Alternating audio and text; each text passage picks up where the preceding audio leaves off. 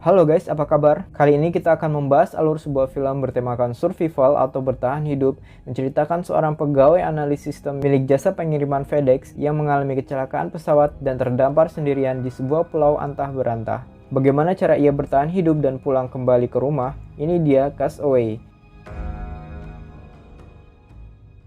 Cerita ini bermula dari sebuah farm bernama Dick Bettina memperlihatkan seorang kurir FedEx yang sedang mengambil sebuah pesanan pengiriman paket dari seorang wanita pemilik dari farm tersebut.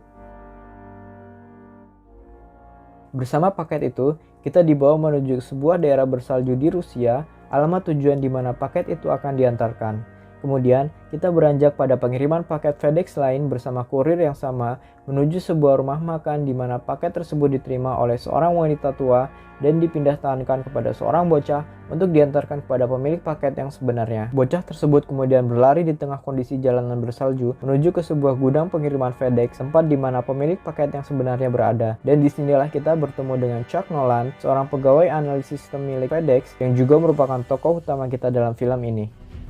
Setelah dibuka, paket itu ternyata berisi stopwatch yang Chuck kirimkan sendiri sebelum berangkat menuju ke Rusia untuk menghitung lama waktu pengiriman dari Amerika menuju Rusia, tempat di mana dirinya berada saat ini. Ia kemudian berceramah kepada para pegawai FedEx tentang betapa pentingnya kecepatan dan ketepatan waktu bagi perusahaan jasa pengiriman FedEx ini, dan kemudian mengawasi jalannya proses sortir dan packing untuk pengantaran paket dari gudang tersebut menuju ke bandara untuk kemudian dikirimkan dengan pesawat menuju ke Memphis di Amerika. Setelah sedikit melihat pekerjaan Chuck, kini Chuck telah berada di ruang kantor di sebuah kampus untuk bertemu dengan pujaan hatinya yaitu Kelly yang sedang menjalani program doktoralnya. Mereka pun melepas rindu dan berdansa di sebuah ruang fotokopi. Berlanjut di sebuah makan malam keluarga mereka, Chuck mendapatkan sebuah panggilan pekerjaan melalui pesan di pagernya yang terpaksa memisahkan mereka kembali setelah baru saja bertemu untuk melepas rindu. Di bandara, Kelly memberikan sebuah hadiah Natal berupa jam saku antik milik keluarganya yang telah berisi potret dirinya di dalamnya untuk Chuck. Dan Chuck pun memberikan sebuah bingkisan kecil untuk Kelly dan mereka pun berpisah. Di tengah penerbangan, Chuck terbangun dan melihat jam saku yang baru saja diberikan oleh Kelly. Ia menuju kokpit dan mendapati adanya keadaan genting di mana pesawat yang mereka tumpangi mengalami lost contact dengan menara ATC karena mengambil rute yang melenceng untuk menghindari badai yang berada di depan. Namun secara tiba-tiba, pesawat mengalami hilang kontrol dan ia pun terhempas keluar dari kamar mandi. Ia kemudian didudukkan kembali ke kursi oleh Al, seorang pilot cadangan, dan kemudian segera memakai masker dan sabuk pengaman. Mengetahui keadaan yang semakin genting dan ada kemungkinan untuk mendarat di air, ia pun diberikan sebuah survival kit oleh Al untuk dilakukannya pendaratan di air. Namun karena jam pemberian Kelly terjatuh ke lantai, ia pun nekat untuk melepas sabuk pengamannya dan mengambil jam tersebut. Tepat saat ia berhasil meraih jamnya dan berdiri, pesawat itu pun menabrak lautan dengan sangat keras dan menyebabkan air masuk dan memenuhi badan pesawat dengan sangat cepat. Chuck pun segera membuka survival kitnya yang berisi rakit penyelamat dan sebuah pemancar sinyal lokasi. Namun sayang pemancar sinyal lokasi itu tersangkut dan akhirnya terputus dan tertinggal di dalam badan pesawat yang mulai tenggelam.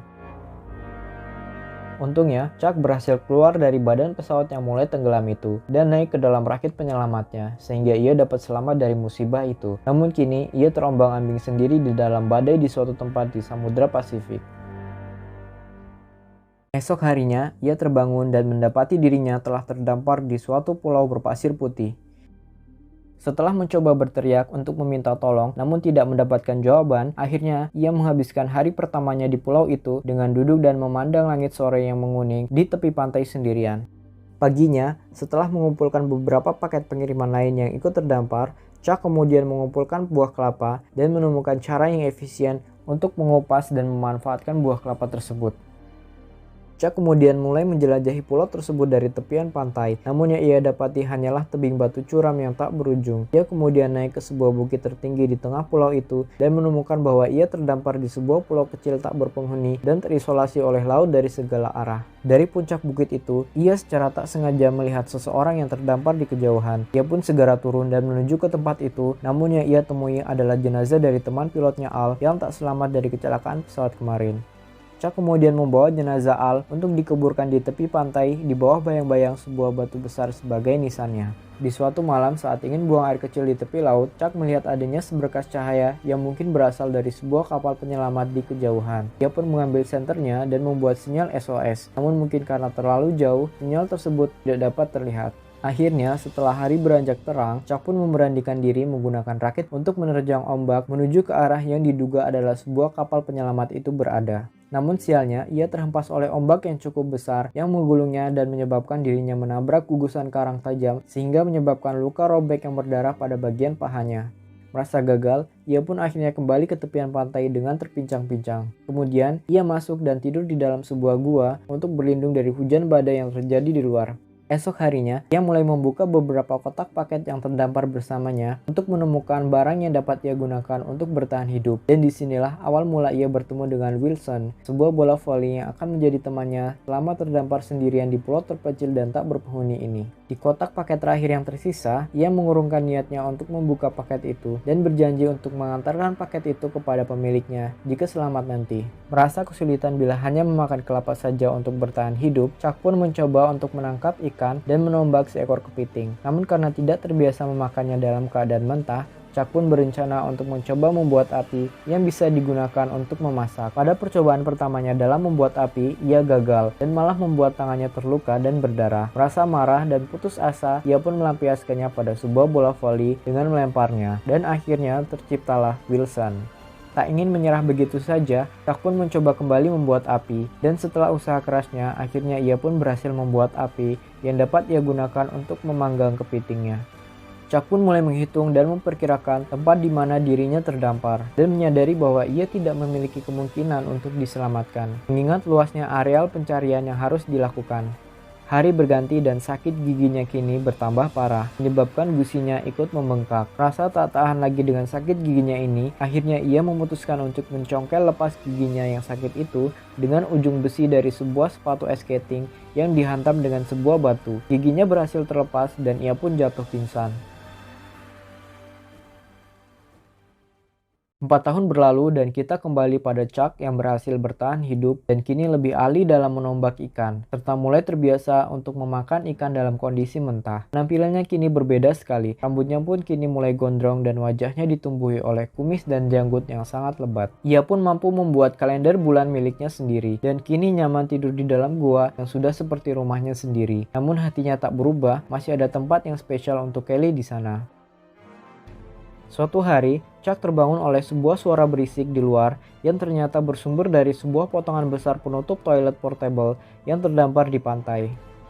Meskipun sempat bingung dengan fungsi benda yang ia temukan itu, namun ketika potongan itu rubuh diterpa angin, Chuck pun segera menyadari bahwa benda yang ia temukan itu dapat ia gunakan sebagai layar dari rakit untuknya menerjang ombak keluar dari pulau ini. Untuk itu, ia mulai mengumpulkan kayu dan membuat tali dari kulit kayu untuk membangun rakitnya nanti, dan juga menentukan waktu keberangkatan yang pas saat musim angin yang dapat mendorongnya menembus ombak. Saat mengikat bagian-bagian rakitnya, Chuck mengalami kekurangan tali dan kehabisan bahan untuk membuat tali. Setelah percakapan singkatnya dengan Wilson dan melawan keengganannya untuk kembali ke sana, akhirnya ia memutuskan untuk kembali ke puncak bukit di tengah pulau untuk mengambil seutas tali yang pernah ia buat dulu. Tali itu ternyata ia ikatkan pada sebatang kayu untuk menguji kekuatan tali yang awalnya akan digunakan untuknya bunuh diri. Namun, niat itu ia urungkan. Saat kembali ke dalam guanya, Chuck bertengkar dengan Wilson karena terus mengungkit masalah niat bunuh dirinya yang dulu, yang membuat Chuck marah dan menendang keluar Wilson dari dalam gua. Namun Chuck segera sadar dan menyesal karena Wilson adalah satu-satunya teman yang ia miliki selama di sini. Akhirnya, ia pun pergi keluar dan mencari di mana Wilson berada. Setelah Wilson ketemu, akhirnya mereka berdua kembali ke dalam gua dan berbaikan kembali seperti sedia kala.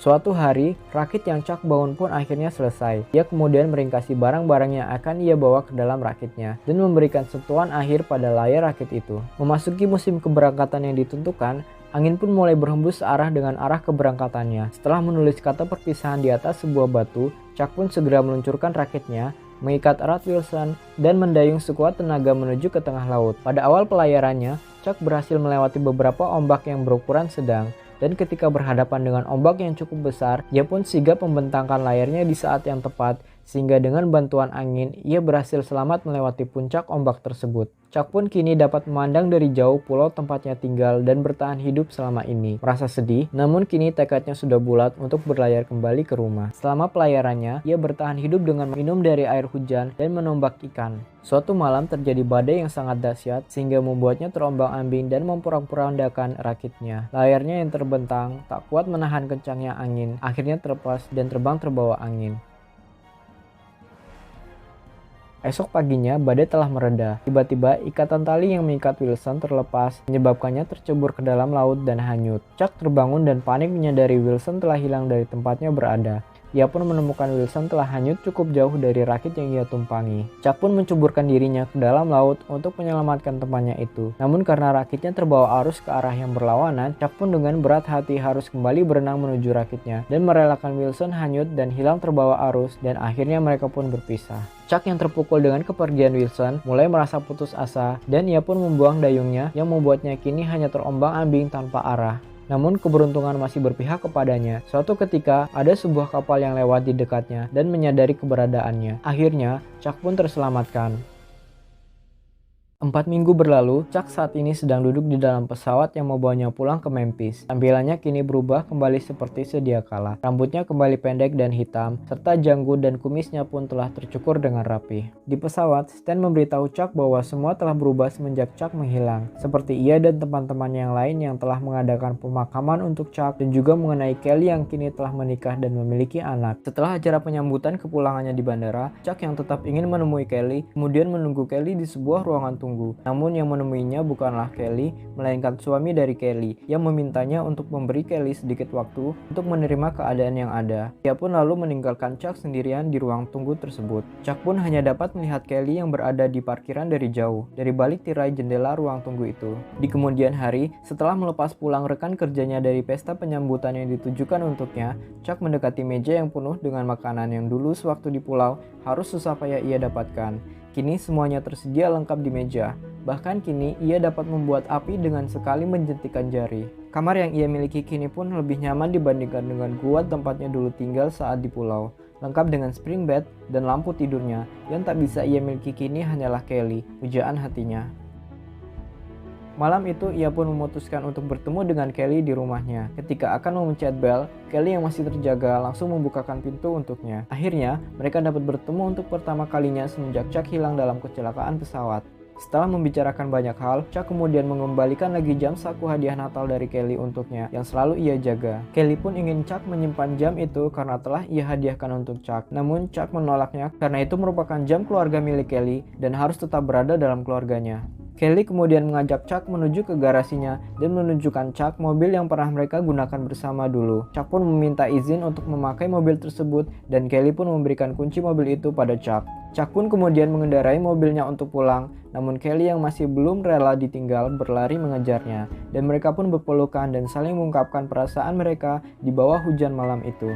Setelah berbincang sebentar, Chuck pun mengantar kembali Kelly menuju ke rumahnya karena tahu Kelly telah berkomitmen dengan keluarganya kini, dan mereka pun akhirnya berpisah. Chuck kemudian mengunjungi Stan di rumahnya. Ia kemudian bercerita mengenai pengalamannya selama terdampar di pulau selepas selamat dari kecelakaan pesawat yang menimpanya. Ia bercerita tentang bagaimana bersyukurnya ia memiliki perasaan kepada Kelly yang memberinya alasan untuk bertahan dan tetap hidup di pulau itu, dan tentang betapa sedihnya ia kini telah kehilangan Kelly. Namun kini ia menyadari bahwa ia harus memulai hidupnya yang baru.